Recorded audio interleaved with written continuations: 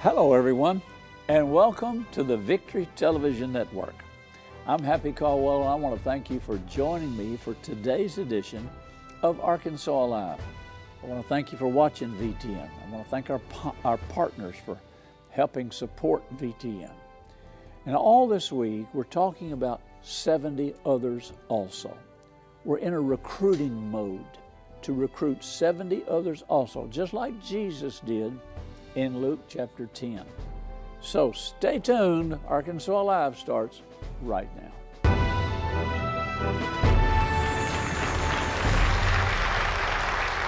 I read you the text yesterday out of Luke 9 and Luke 10, where Jesus told his original 12 disciples, the harvest is too great for just you. We're going to have others to join us. Others are going to have to become partners. And he gave them certain statistics and requirements. He said, pray the Lord of the harvest, that he would send forth laborers or partners into the harvest, because the harvest is too great for just us four and no more, so to speak. The 70 represented the wider body of believers. And with that decision, Jesus made something clear. Listen to the statement in Luke 10, verse 1. After these things, the Lord appointed 70 others also, and sent them two and two before his face into every city and place that he himself would go, and said, the harvest is truly great. Now fit this into today's relevancy. The harvest is truly great. We're seeing little pockets of revival, but the harvest includes the entire earth, the entire world. And he said, the laborers are few. And I have to be honest and admit you that we've had such wonderful partners. Our partners of VTN are faithful, committed. They even renew their pledge before we ask them. But we need more. We need 70 others also. And for some reason, some people have to stop giving, or, they're afraid, they're fearful. They don't know what's coming next, the uncertainty of the times, and Satan has caused them to fear. So we need to recruit 70 others also. That's our theme, 70 others also. We're recruiting 70 others also. That may resonate with you. You might have stopped your partnership for whatever reason, and we'd like to ask you to start it up again. Or if you've never been a partner, this is for you. 70 others also. Maybe you could recruit some partners for us. Let people know how your life's been touched by VTN. Encourage them to sign up. Just $20 a month is all we're asking for. Now, people give more, but that's the partnership level that we ask people to consider. So, and I fit all of this into, when I was reading this the other day, I just knew this was for you. This was for us as the body of Christ. So he said, pray the Lord of the harvest that he would send forth laborers into his harvest. If you can't give, then pray. Pray the Lord of the harvest that he'll send laborers, that he'll send partners. Now, let me go back to this statement. The 70 represented the wider body of believers. And with that decision, Jesus made something clear. Are you listening? The kingdom of God was never meant to be advanced through a small group of people alone. The harvest was too great. The need was too large. So Jesus multiplied the mission. He expanded the reach. He invited ordinary people into an extraordinary calling. And that invitation is what I am extending to you today. I'm asking you to be a partner with VTN today. I'm going to be in recruiting mode all week long. This week, we're inviting you to partner with VTN and become one of the 70 others also. Would you do it? Become one of the 70 others also. Now, let me share some history and some personal experiences, and this may help you. I'm always fascinated. I was asking my father one day. My dad was what Tom Brokaw called the greatest generation. He went through the Great Depression. He served in World War II, came back home and rebuilt America. My father was involved in everything that he could be involved in our city where we lived. He was a member of the Chamber of Commerce. He was a member of the Optimist Club.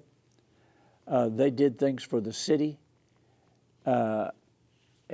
He was a scoutmaster in our church. He was a deacon in the church. He did everything that he felt like he could do. And I asked him one day, I said, Daddy, where were you when the Japanese bombed Pearl Harbor? He said, well, I was a freshman at Little Rock Junior College. For those of you that don't know the history of Little Rock Junior College is where University of Arkansas is now on University Avenue. But it was called Little Rock Junior College.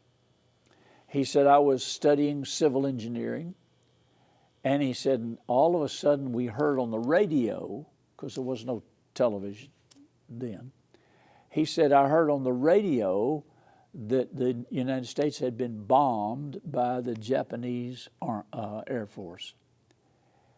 And I said, well, what did you do?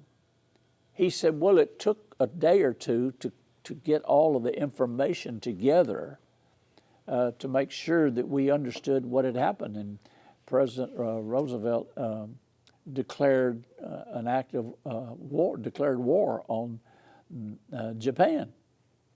I said, well, so you were a freshman. He was 18 years old, a freshman at Little Rock Junior College over off University. And he said, I was studying civil engineering. I said, well, what did you do? He said, I did what we all did. Are you listening? I did what we all did. He said, we all went down and enlisted in the military. Now, when he said, I did what we all did, he was talking about his group of friends, his buddies that were in school together. Now remember, these guys were 18 years old. They'd been through the Great Depression. Their families suffered. The country suffered. They're looking forward to, he wanted to be a civil engineer. He was going to be somebody. He was going to be something. He was going to study hard. And then all of a sudden, the President of the United States declares war on Japan. And what does my dad do? But he goes down and enlists in the Merchant Marines. Actually, it was called the Fighting Merchant Marines, like the Seabees of the Navy. It was a branch of the Navy. And he went on to say, your mother and I were engaged to be married. And he said, so we knew, or we didn't know what the future held, so we eloped and got married. A lot of people did that at World War II. Their whole world was shaken. I mean, a worldwide war with Japan on one front and Germany on the other. What's an 18-year-old boy going to do? His whole life is interrupted here. He and Mama got married. And you know, I don't know the exact timeline, but he went to Officers Candidate School up in Sheep's Head Bay, Long Island, somewhere like that, and graduated in 90 days. That's why they call them the 90 Day Wonders. They were college kids that got signed up for the military, and they made officers out of them, and he ships out. Now, my mother,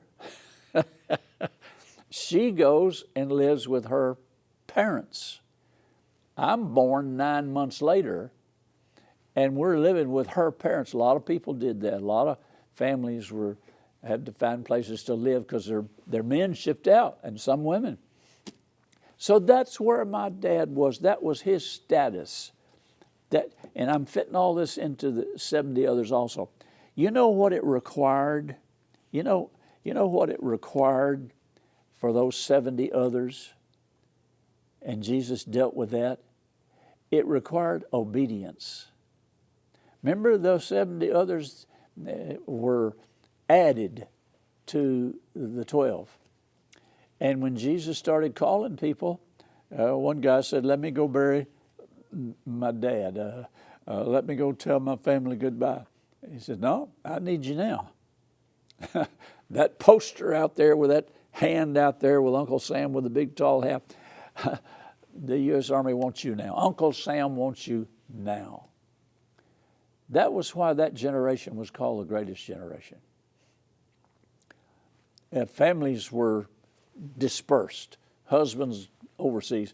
I saw an interview with a man, I think he was 95, 96 years old. He was one of the Army Rangers that landed D-Day, Normandy. And they asked him, this was an invasion that Eisenhower and the Allied commanders put together. It was the end of World War II because it was the end of the Nazis, end of the German aggression against the world. And they asked this young man, they asked this 95, 96-year-old man what he did when he was a young man and faced with the D-Day invasion. Because he was in it. He was in that D-Day invasion in the Army. They were facing unsurmountable odds, obstacles and challenges that nobody had ever faced before. And they had to climb those cliffs, and the enemy shooting them and killing them as soon as they stepped off of that landing vessel. And his answer was this. I listened very carefully. The interviewer said, you had to know that you were signing up for a suicide mission. He didn't blink. He didn't grit his teeth. He didn't have any facial expression whatsoever. He said, yes, we all knew we were. And the interviewer said, why? Well, why did you do it? And he looked at him and he said, because it had to be done. And somebody had to do it. And that was me. Those guys won the war for us. They stopped the German aggression. They stopped the killing of the Jews. They stopped Hitler in his fast track to conquer the world. They did it. We owe them a lot. They're all gone now. You can't stop and thank them because they're all gone. They all died. You know, that's what Jesus was saying to the 70 others. He was saying, we've got a world out there that needs to be saved. And you guys, the 70 others also, are the replacements. You're the replenishments. You're the recruits that are coming along to finish this job. My brother and sister, this what stirred me so much. This fits our recruiting mode this week. This is what we're doing as partners with VTN. There is such a harvest. God raised up VTN 38 years ago for this moment to do this exact thing in our culture. And VTN's on Roku's, live stream. It's all over the world. Through any of the major digital platforms, TV, and it's all right here in central Arkansas, Jonesboro, Hot Springs, where we have 3 stations, and they're live streamed, and they're on Roku, they're on other digital platforms all over the world. But we need 70 others. Our partners have been faithful and committed, but we've lost some partners for whatever reason. Our partners have diminished. We need to supply. We need to resupply. And that's what I'm asking you to consider today. I'm asking you to be recruited. I'll never forget when I went down, because I was raised in a war generation, and so when my daddy came home from the war in 1945, and I began to hear more about all of these years, and then when he died and went to heaven, I got all of his papers, his memoirs, everything, even where his ship went as they supplied the Navy with fuel oil and ammunition. And I got to read all of the ports that he hit. And he had written Mama all these letters, and after she died, I went up in the attic and got all of the mail they corresponded with back and forth. And I could piece it all together. I could relive what they lived in the late 30s and early 40s. And it was amazing as to what they went through and what they did. And I remember one letter that touched me. Up at the top of the letter, it had a $5. It was a birthday card. It was one of my first birthdays, and it had a birthday card. It had a $5 silver certificate, paper clipped to the birthday card. Well, if you're older, you know the silver certificates were recalled, and they replaced them with Federal Reserve notes. But I still had a silver certificate attached to my first year birthday card. And I read the letters between my father and my mother. My mother said, "Little Hank," that's what they called me. Little Hank was standing up in his high chair, preaching like he was preaching, waving his bacon like he was preaching. And they would send pictures to my dad while he was overseas. And then, of course, when he came home 4 years later, my sister was conceived and born. And so I began to go back and look and see where I came from, what happened, what was going on in my daddy's life. And of course, after they were all gone, I asked my aunt. She was the oldest living member of our family at the time. She was 94, 95 years old. And I asked her, I said, "Can you tell me a little bit about when my dad came home from the war and he and Mama started their family?" And she looked at me and she said, "Well, I don't remember much," because she said, "I was a young college girl," and she said, "I was looking for a husband." She said, "I wasn't paying too much what's going on in the world. I was wanting to get married and all that." But she said, "I can tell you this. Your father and your mother were very poor when your dad came home. He had no job. He had no home. He had no automobile." And I remember asking Daddy about that. He said, "Yeah, I got a job at U.S. Time Corporation, which was located out at the airport. The slab of that building is still there. They made Mickey Mouse, Pluto watches, Walt Disney, etc." He had no car. Herbert Jones of Jones Motors was a personal family friend. He gave my dad a car. And I don't remember what year it was, but it was a Nash Rambler station wagon. Ugly car. Daddy got up to drive it to work. He worked 2 jobs. One at Pfeiffer's department store on the weekends and at night, and U.S. Time in the daytime. 2 jobs. Made $19 a week and had a family of 4. He got up, tried to start the car to go to work, and the battery was dead. He rode the streetcar. We had streetcars in those days. You can see the tracks downtown Little Rock. I rode the streetcar. When he got off work, he went out to the car and he had a flat tire. Fixed the tire, came home, ran out of gas. And he called Herbert and said, I sure appreciate you giving me this car, but would you come pick it up? I can't afford to drive it. They had nothing. My grandfather Chauvin, my mother's father, big old hairy Frenchman, Chauvin. They came from France to Nova Scotia to New Orleans, Louisiana, and then up to Arkansas. He asked my dad, or my dad told him, he said, I found a house to buy for my family. They were sitting on the porch. And Daddy said, but the house, they want $500 down payment.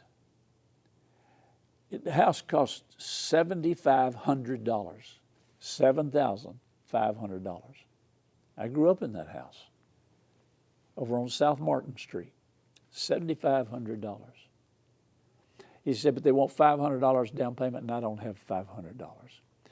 My grandfather Chauvin, we called him Pop-Pop, he reached over and he handed my daddy $500. He said, here's your down payment. My daddy said, I don't know when I can pay you back. He said, you don't have to pay me back. If you can, fine, but if not, don't worry about it. And that's how we started. My aunt said your daddy was poor. He didn't have anything, no home, no automobile. But he had done his duty. He had done what he felt like he was supposed to do. He was obedient. You know, the Apostle Paul said in one of his statements, King Agrippa, he said, I was obedient to the heavenly vision. Do you know what it cost to build VTN? Millions of dollars. When Jeannie and I started, we had nothing. I flew down to El Dorado, Arkansas, and answered an ad that a man had put in the newspaper, for sale, UHF TV construction permit.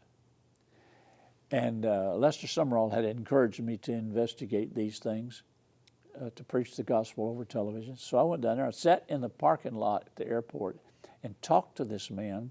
He had a construction permit, piece of paper, to build a TV station in El Dorado. But he didn't have the money. He had several radio stations and he didn't have the money to build a TV station. So I offered to buy the permit from him for 50 cents on the dollar. And I don't remember what it was totally, but I did. We shook hands in his pickup truck. I came home and told the church congregation, we have bought a construction permit to build a TV station, KVTN, the Victory Television Network. That's what we called it. And so we started. The congregation gave. Other churches gave, not too many of them, but one particular church. I'll never forget this. Alton Garrison, he was the pastor of First Assembly in North Little Rock. And he was the first pastor, the first church that gave us $1,000 towards building a VTN. Not many other churches did anything like that.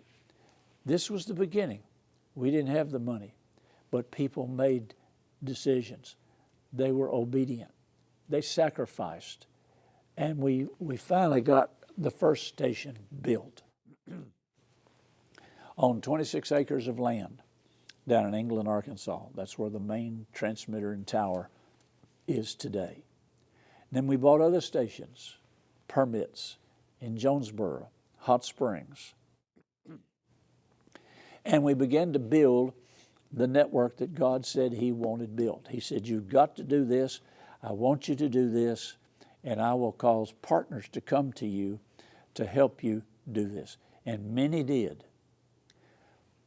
But that was a generation ago almost. We had beginning partners, but now we need 70 others also. Are you getting the connection here? We need 70 others also. We need more partners to keep us going on into the future, because there is a harvest out there, and that's what we're facing now. So Jeannie and I signed up 38 years ago to be partners, and now we're recruiting you. Let me finish some of my notes here. Jesus knew the harvest was too great for the 12. He needed more disciples. He expanded the reach. He invited ordinary people into an extraordinary calling. And folks, when you partner with VTN, it's an extraordinary calling. You're in the TV ministry. You're in the TV business. You're changing lives. What people get on secular television 24 hours a day, 7 days a week, is trash. It's fear, anxiety. But what you get on VTN is life, is faith, is encouragement, is salvation, is healing, is delivering. So Jesus expanded his outreach. He called ordinary people into an extraordinary calling. And that's the invitation that we're extending today to you. I'm recruiting you to join me, 70 others also. On the screen, you'll find our website, vtntv.com. Go onto the website and you can see the give button or partnership button. You can text, let me give you that number here. You can text to give. We're just asking you to help with $20 a month. Area 501-214-4462. Text to give. If you go online and you become a partner, you can sign up for an automatic withdrawal every month out of your bank account, $20 a month. You can give more if you want to. Area 501-214-4462. Thank you for joining me today. Jesus is Lord of Arkansas, and wherever you're watching, too.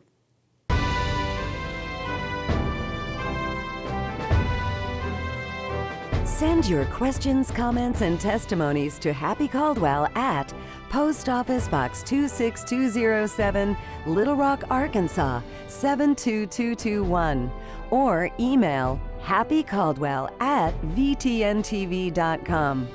Remember to follow VTN on Facebook at VTN Your Arkansas Christian Connection, and follow Happy Caldwell on X at Happy_Caldwell. VTN is on Roku. Search VTN in the channel store and add us to your lineup. Today's episode is available to watch on demand at vtntv.com and click Watch. You can also watch VTN via live stream at vtntv.com.